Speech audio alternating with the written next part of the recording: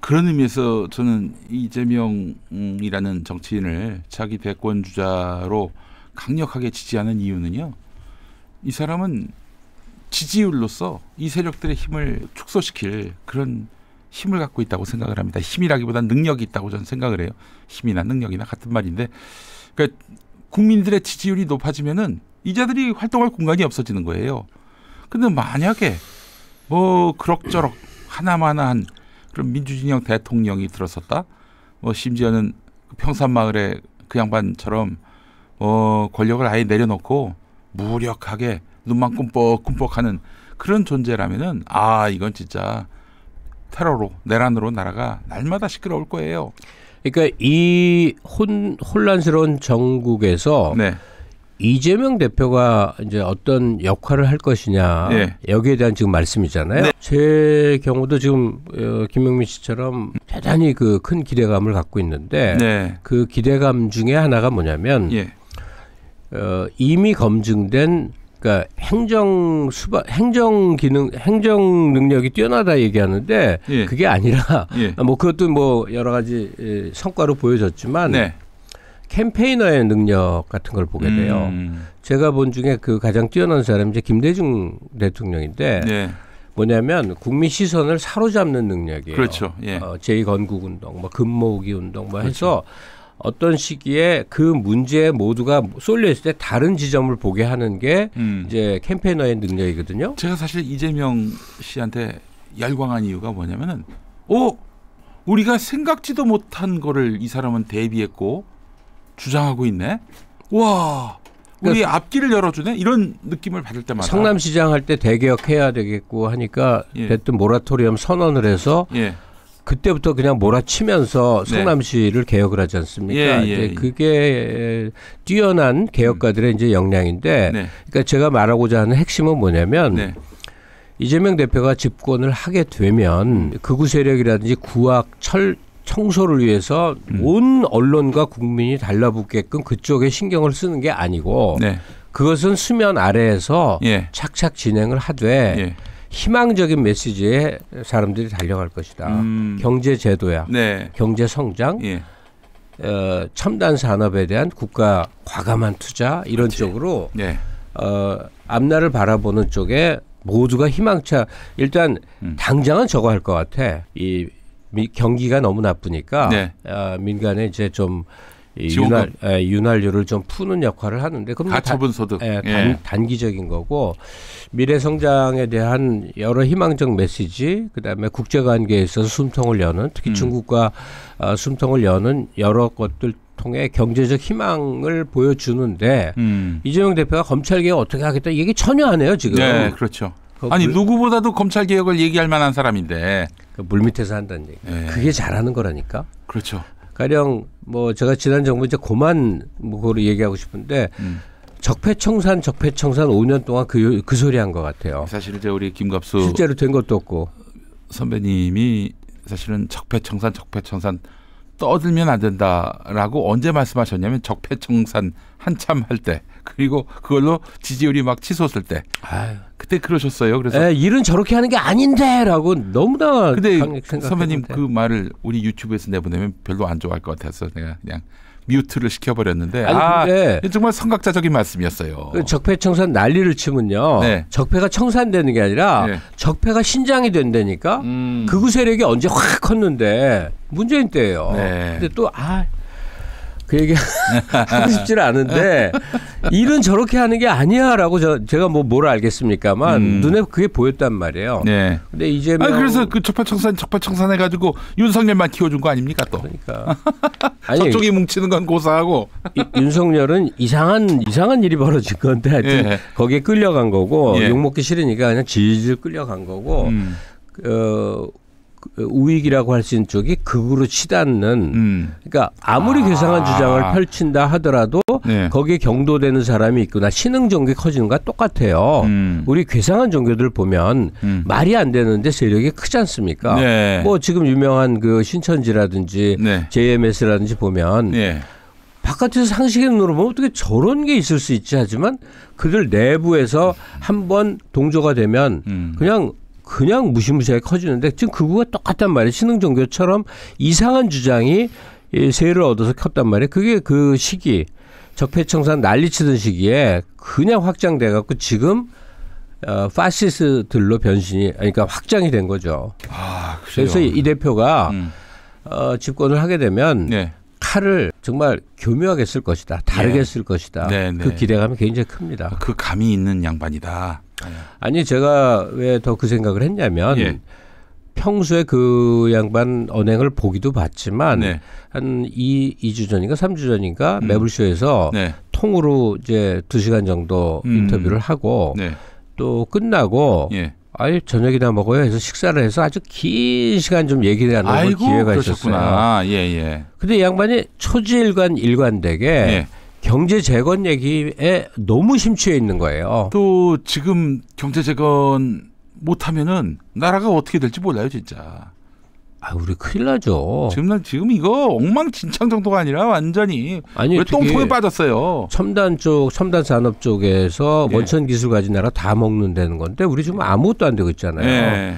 그러니까 AI에서 뭐 실용 적용 AI서부터 뭐 이렇게 여러 군데 찾아 들어가면 그 양반 지론을 알 수가 있는데 집권을 한다면 하여간 민간 내수 경제 활성화에다가 그다음에 경제 재건 이 양수레축에 아마 올인할 것 같은데 네. 그럼 이 양반이 국가 대개조 네.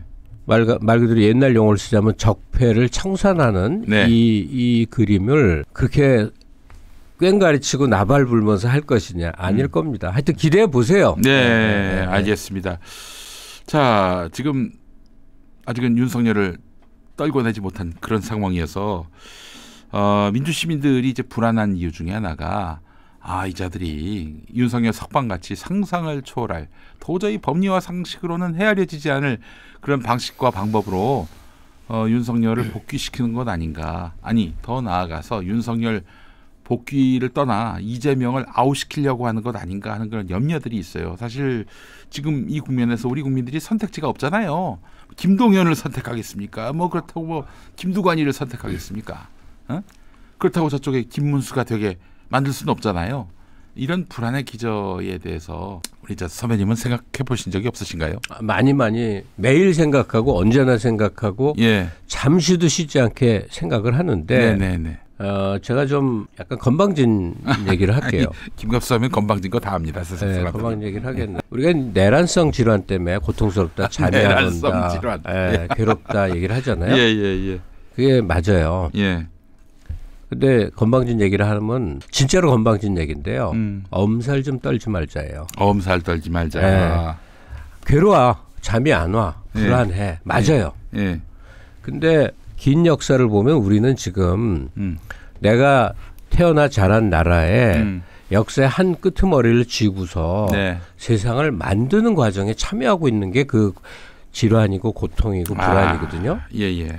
그러면 그동안 어땠느냐 하는 거예요. 영장이고 나발이고 없이 그냥 경찰서에서 잡아가서 그냥 반쯤 죽게 패고 그다음에 얘기하자. 예. 내가 그걸 겪은 사람인데 동대문 경찰서 지금 해와 경찰서로 이름 바뀌었더라고. 바뀌었어요. 그 형사들 이름도 다 기억. 김우풍, 이산 다 기억해. 광장시장 맞은편에.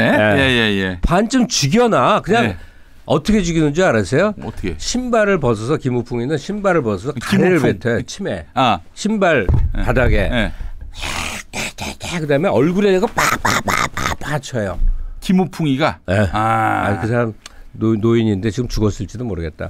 앞으로 제가 한 10년 동안 김우풍 얘기하겠습니다. 예. 여러분 김좌풍이 아니에요. 김우풍입니다. 그다음에 성대 나온 애들은 다 아는데 하여튼 하면 전경 애들 그때는 이제 전투경찰이라고 불렀거든. 그렇죠. 전경 애들 중에 이상한 놈들이 있어요. 와서 막 밟아. 뭐 대학생을. 그러니까 내가 얼마나 맞았는데. 그래 구질구질한 얘기를 하는데 제가 얘기하는 건 뭐냐면 어떠한 극악한 상황이 온다 하더라도 가령 윤석열이 탄핵이 기각돼 버렸어. 대통령 지휘 와서 국회를 뭐 해산이 아니라 해산에 준하는 무슨 짓을 해. 계엄령 그때는 계엄령 선포도 안 할 거예요. 이재명이는 감옥 들어가 버렸어. 정치적으로 사망됐어. 또 뭐 하여튼 뭐 온갖 나쁜 일이 벌어졌어. 예. 그러면 어떻게 할까? 숨죽일 거야? 아니죠. 그럼 가만히 있을 거냐고. 아니죠. 그때는 또 그냥 생사를 거는 거예요. 어떤 놈은 30살에 죽고 어떤 놈은 40살에 죽고 어떤 놈은 80살에 죽는데 왜 50세를 빼십니까? 저 50세입니다. 긴 역사 속에 내 한 자락을 보태는 거예요. 예. 우리가 일상생활에서 그렇게 선한 의지, 거룩한 충정을 갖고 사는 건 아니야. 네. 근데 역사의 재단에 예. 어떤 때는 그런 일이 벌어져요. 나도 모르게 같이 뛰었는데 어느 날 보니까 내가 맨 앞에 있어. 그래서 내가 먼저 총알을 맞아. 할 수 없는 거라고. 다만 그냥 있지는 않을 거란 말이에요. 우리가 그냥 있을 수는 없어. 그럼요. 예. 제가 계엄 선포 날 너무너무 후들거린 게 그 다른 방송에서 제가 그 얘기를 했는데 막 온몸이 떨린 게 뭐냐면 네. 많이 죽겠구나. 아. 계엄군이 있으면 일시적으로 사람들이 얼어붙었지만요. 예. 이 내가 그러지 조선 놈들, 내가 우리 편이기 때문에 하는데 이 한국 놈들은 장갑차로 밀어도 앞에서 시위하고 막는 그렇게 족속들이라고. 깔리더라도. 이게 우리 한국 놈들이 그래서 특별한 나라가 된 거예요. 네. 세상에서 제일 못 사는데 네. 한 10번째 나라가 되는 게 그냥 되는 게 어딨어. 예. 지구상에 이런 나라가 어디 있었냐고. 맞습니다. 단 한 번도 없어요. 지금 최고인 나라들은 다 200~300년 걸려서 탑에 도달해서 지금 오는 거잖아. 예. 그러니까 우리는 계엄군이 그냥 아마 몸으로 육탄으로 맞서는 인간들이 많이 나오고 많이 죽을 거야. 그 때문에 그 생각이 바로 떠오르니까 막 온몸이 부들부들 떨리면서 막 통곡을 하고 내가 그랬거든요. 아이고. 예. 그러니까 가장 나쁜 일이 벌어져도 네. 포기하지 않을 거예요. 참 그 특이해요. 예. 광주 때도 뭐 많이 배워서 또 무슨 뭐 많은 사회활동 경력이 있어서 그 금남로에 나오신 건 아닐 테고요. 틀림없이. 그리고 당장 우리가 그 홍범도 장군의 일대기를 다룬 일대기가 아니구나. 그 영화가 뭐였죠? 그게 그 예전에 그 유해진 씨 나온 영화. 예. 그 영화 이름 까먹었네. 봉오동 전투. 봉오동 전투. 예. 봉오동 전투도 보면은 우리 같이 못 배운 사람들이 나라의 혜택을 받은 바가 없는 사람들이 위기 때 이렇게 칼 들고 창 들고 나서는. 근데 요번에 예. 그 입증이 됐지만 예. 응원봉, 예. 키세스 이런 것들이 상징하는 게 평소에는 사라진 것 같아. 그 작년 4월부터 서울역의 그 4번 출구인가 하여튼 네네네. 저도 초기에 열심히 나와봤거든요. 민주당이 주최했던 집회. 너무 절망적이었어. 예. 사람 숫자가 그래도 제법 됐지만 행진을 시작하면 죄다 노인이야. 청년이 없어. 청년이. 죄다 그때도 노인이어서 제가 탄식했던 기억이 납니다. 예. 예. 앞을 봐도 뒤를 봐도 7, 80년대 시위에 나섰던 사람들이 머리가 허여갖고 이러고 걷는데 야, 거기서 또 동창 만나기도 하고. 이거 절망적이구나. 근데 내란을 맞이하니까 예. 계엄 앞에 예. 안 보였던 청년들이 쫙 나오잖아요. 이대남 이게, 이대녀 예. 다 나왔어요. 이게 조선조 동학 밀란 쭉 이어져 온 그 맥이 이게 안 끊어지는구나요. 학습 받은 것도 아닌데 그 피가 그렇게 사람을 그 위기 때 뭉치게 만드나 봐요. 그러니까 이거 뭐 국뽕이라고 해서 할 수 없는데 뽕은 맞는데 한국 사람이 좀 특별했단 말이에요. 예. 옛날에 어땠는지 난 몰라 안 살아봤으니까. 네. 근데 지난 100년 사는 특별한 100년이었던 게 맞아요. 왜냐하면 지금 서울이나 수도권쯤에 거주하는 사람들의 생활 수준은 런던에 가나 파리에 가나 도쿄에 가나 뉴욕에 가나 똑같은 수준의 삶을 만들어놨거든. 네네네. 이게 어떻게 가능한 일이냔 말이에요. 좌우간초와 가장 나쁜 일이 벌어져도 네. 우리는 절대로 포기하지 않고 그 순간 역사에 자기 목숨을 거는 사람들이 다수 나타나서 바로 잡을 것이다. 다만 반대로 가장 좋은 일은 뭐냐. 네. 윤석열 대통령 자리 파면시키고 예. 형사재판정에서 내란죄로 사형 내지는 무기징역에 쳐넣고 그렇지. 그다음에 나머지를 일망타진 새 정권이 들어서서 거기에 동조한 세력을 일망타진하는 최고의 그림이에요. 그림이죠. 예. 다 할 수 있어요. 그냥 그 발걸음에 지금 비틀비틀 그냥 갈 수는 없잖아. 저쪽이 딴지를 거니까 비틀비틀 하는데 가긴 가요. 네. 그러니까 저도 사실은 좀 초조해하면서도 만약에 윤석열이가 복귀하는 정말 최악의 상황이 발생한다. 그러면은 나부터도 당장 가만 안 있을 것 같아요. 겁 많은 저조차도 이건 아니지 하면서 이 시발 정신으로 나설 것 같습니다, 진짜. 우리가 그 마음을 갖고 대비하면은 불안도 초조도 없어질 것 같아요. 예. 우린 그럴 거예요. 예. 우린 그럴 거라고. 예. 그 또 믿음이 있기 때문에 네. 뭐 하여간 요즘은 제가 어디서나 자꾸 그 말을 하는데 저녁에 가은이랑 네. 한강길 산책하는 거 그때가 이제 온갖 생각을 하는 시점이기 때문에 그래요. 그냥 지나간 제가 이제 60대 중반이 돼버렸는데 지나간 세월이 꿈결 같아요. 예. 그래서 선배님 그러면 그 10년 전에 그 TBS 밤프로 하실 때는 50대였네요? 그렇죠. 제 나이. 예. 그때는 지금보다 질풍노도의 시기였습니다. 김갑수 질풍노도의 시기였어요. 그때는 뭐 나쁜 짓도 많이 했죠. 여자도 좋아하고. 이거 이란. 그 얘기까지 하실 필요는 없는데. 재미난 거 많이 추구했는데 네. 하여튼 이렇게 쭉 그러니까 박정희 후반부에 제가 이제 대학생이 됐어요. 대학생 되기 전 그러면 우리 저 윤석열이하고 거의 비슷한 연배시겠네. 윤석열보다 제가 보니까 한두 살 위더라고요. 대학생이 되기 전까지는 생맹이어서 그냥 아름다운 서정 쓰던 문학 소년이었는데 네. 대학 들어와서 이제 깨우친 거죠. 그때 이후 지금까지 쭉 흘러온 역사를 보면 네. 우리가 너무나 손가락질하는 독재자도 다 역사의 역할을 했어요. 네. 그래서 제가 인식이 너무 흐물흐물해졌어. 그래서 박정희의 공과 가를, 전두환의 공과 가를, 노태우의 공과 과를 비판은 역사투쟁에 두고 현실에서는 성공한 나라의 역사로 새롭게 한번 써보자. 브라이트 사이드로 했다가 맨날 매맞았어. 예. 저 김용민이하고 내가 좀 가까웠거든요. 김용민? 다른 김용민. 국회의원? 국회의원 국민이 그 얘기했더니 김용민이가 나를 사람으로 안 보는 거야. 그래요? 뭐 그딴 소리를 하냐고. 그러니까 하여튼 그런 정도로 좀 뭔가 낙관적 세계관으로 지난 세월을 보다가 아니 뭐 발전하고 또 개선된 역사는 우리가 또 인정하고 성장의 역사였거든. 어찌 됐건 인권 평화 이런 다 개차반이었지만은 그러다가 뭐 기술 발달이라든지 뭐 이런저런 우리의 또 발전상들이 있잖아요. 그거대로 또 의미를 두는 것도 나쁘지 않을 것 같은데. 그랬는데 윤석열 시대를 맞이해서 윤석열은 그런 게 하나도 없어. 모든 게 깨졌어. 이거 안 되는구나. 정말 강건한 역사의식을 다시 재무장해야 되겠구나 이 생각을 했고요. 이제 우리가 안고 있는 문제를 다른 각도로 집약해서 보자면 이 모든 문제가 어디에서 발생하느냐. 결국 특권 계급의 형성이 낳은 결과다. 이 특권 계급은 검찰이었다. 그리고 법조계였다. 그러면 거기까지는 판사까지죠. 그러니까 군인이 모든 권력과 지위와 부를 차지하던 그 시기를 간신히 넘겼다가 이 검찰의 이제 무한 질주가 이루어지는 시기 동안 특히 문민정부 때부터 검찰이 마음껏 힘을 키웠는데 우리의 죄가 있어. 이 민주시민들의 죄가 있어. 말도 안 되는 판결이 벌어져도 이 민주적 리더들의 소망을 너무 따라간 거야. 민주 지도자 뭐 김대중, 노무현, 뭐 문재인 다 똑같은데 뭐냐면 검찰 권력이란 최종 권력 대통령이 자꾸 간섭해서는 안 된다. 독자성을 유지해야 된다. 그 윤석열이 저 임기 보장해 준다고 그래서 검찰총장 파면도 못해, 검사 징계도 못해. 유일한 방법이 뭐 국회 탄핵이지만 인용도 안 돼.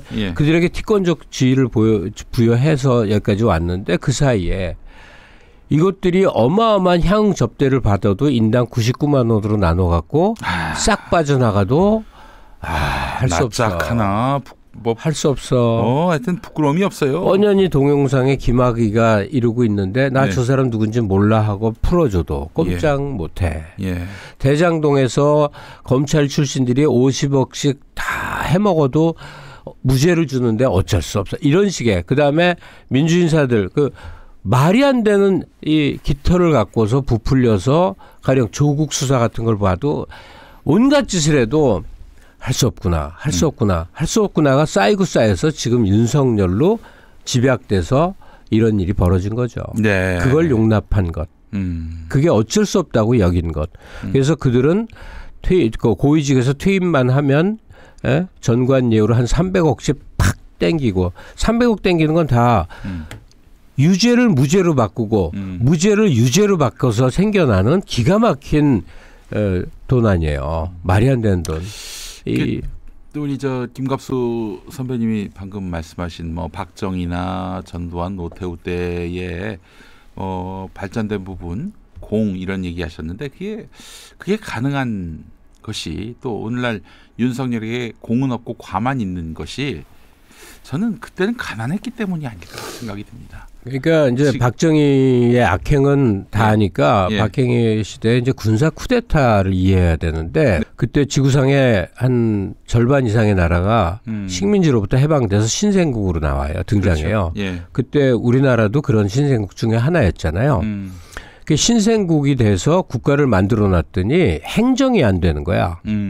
왜냐하면 식민 모국에 와서 행정 요직들을 차지했다가 이들이 싹 빠져나가니까 네네네. 밑에 말단부만 존재해 행정이 안 되니까 가장 행정에 훈련된 조직이 뭐냐? 군이지. 군. 예. 그래서 온갖 나라가 군대를 동원을 해요. 아니, 군사 쿠데타든지 군이 국가 권력을 접수해요. 온 나라가 이제 말하자면은 연병장이고 그 온 나라의 주택이 다 저 내무반이고. 그래서 한국에서 군사 쿠데타가 일어난 일이 특이한 일이 아니라 예. 그 당시 2차 대전 이후 제3세계들이 예. 이 독립국가를 하면서 만들었던 매우 많이 벌어진 일 중에 하나였다는 사실인데 예. 이들은 기성기득권을 그대로 그러니까 지주들이지 보통 네네네. 신생국가들은 예. 지주들의 부를 그대로 승계해갖고 예.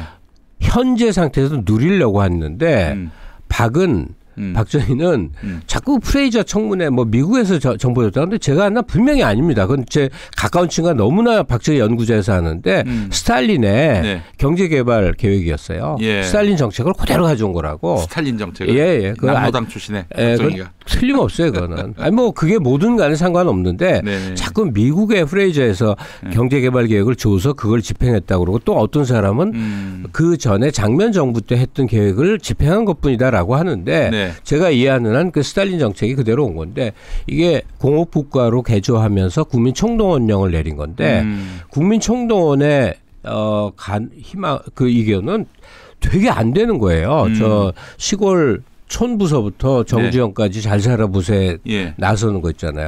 북한도 삼천리 계획이 총동원령이거든. 네. 천리마 계획이.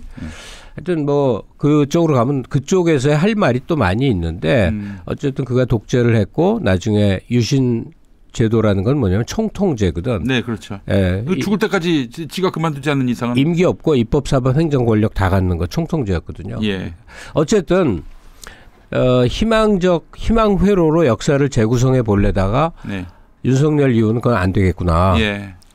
이제는 가진 자들이 아주 극악해져 가지고 절대 쥐고 있는 걸 놓치고 싶지 않고 그냥 국민들을 그냥 을 정도가 아니라 을, 병, 정, 점점점 개로 보는 마지막에 개로 보는. 아니 그러니까 누구는 부가 많고 누구는 가난한 건 현실로 수용해야 돼요. 네. 뭐 어떻게 하겠어. 네. 대신 그 차이를 어떻게 하면 줄이나 하고. 근데 그 부에 고민하는 염치가 거지. 있어야 되는데 염치조차 없어요. 아니 근데 그 얘기가 아니라 지금은 특권 계급이 그 계급의 권능을 바탕으로 부당하게 부를 획득하는 네. 이걸 막아야 된단 말이에요. 그렇죠, 그렇죠. 예. 그러니까 이 계급화되어 있는 이 존재들을 척결하기가 너무 힘든 거야. 그렇지. 예. 종횡으로 연결돼 있잖아요. 예. 집안 사돈 관계로 학벌로 고장으로 뭐 다 엮여 있으니까 아니 직위연인가가 왜 그랬겠어? 본인의 소신이겠냐고. 알 수는 없지만 저는 그의 이렇게 봅니다. 주위의 사람들이 예. 어마어마하게 푸시를 했을걸요. 대법원장 이렇게 인사권이 있는 사람이 기현아, 귀여운 기현아, 야 너도 좀 허리 좀 펴고 어깨도 펴고 살아야 되지 않겠니? 눈 딱 감고 아니면 된다. 뭐 이렇게. 또 하나의 가능성은 지기현 씨가 출마 계획이 있는 거지. 근데 출마 계획을 가진 사람치고는 너무나 자기를 향한 비판에 당황해하고 있다. 이렇게 커질 줄 몰랐지. 그렇게. 왜냐면 그동안 이상한 판결이 슬쩍 넘어왔잖아. 수도 없거든. 그러니까 이렇게 거센 비판에 직면할 줄 모르고 슬쩍 한 거지.